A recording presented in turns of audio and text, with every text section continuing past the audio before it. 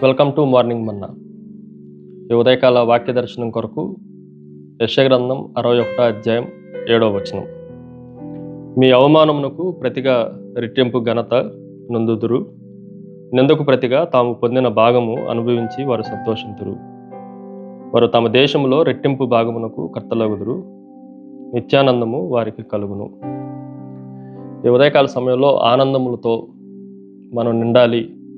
అవమానముల మధ్య, నిందల మధ్య, శ్రమల మధ్య, అనేకల పరిస్థితుల మధ్య, ప్రతికూల ప్రతిఘటనల మధ్య మన జీవితంలో తిరిగి దేవుడిచ్చే ఆశీర్వాదాలు పొందుకోవాలి అంటే దేవుని దగ్గర నుండి ఆశీర్వాదాలు, ఐశ్వర్యాలు మనం కలిగి ఉండటానికి ఈ వచనము ఆధారము.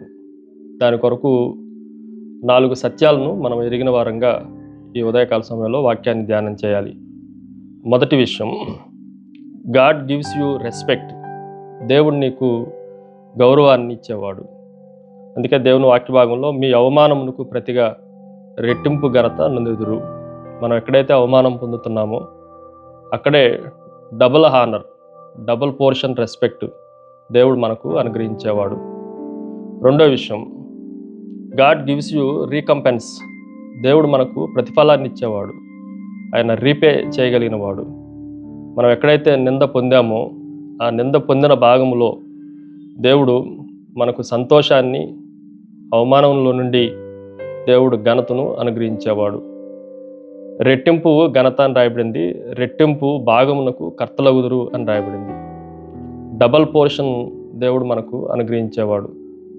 మనం ఎక్కడైతే నిందలు పొందామో, ఎక్కడైతే అవమానాలు పొందామో, ఏ స్థలంలో అయితే నిందింపబడ్డామో, ఏ ఊర్లో, ఏ సంఘంలో, ఏ సమాజంలో, ఏ కాలేజీలో, ఏ యూనివర్సిటీలో అయితే అవమానం వచ్చిందో ఆ ప్రదేశంలోనే, తమ దేశంలోనే దేవుడు వారికి రెట్టింపు ఘనతనిస్తారని వాగ్దానం చేశాడు.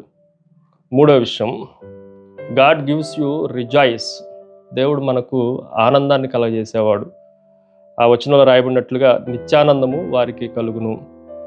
నిత్యానందము కూడా డబుల్ రిజాయిస్ దేవుడు ఇవ్వగలిగిన వాడు. అది ఒక రోజు ఉండి 2 రోజులు ఉండి పోయేది కాదు. నిరంతరము నిత్యము ఉండే ఆనందాన్ని దేవుడు మనకు అనుగ్రహించేవాడు.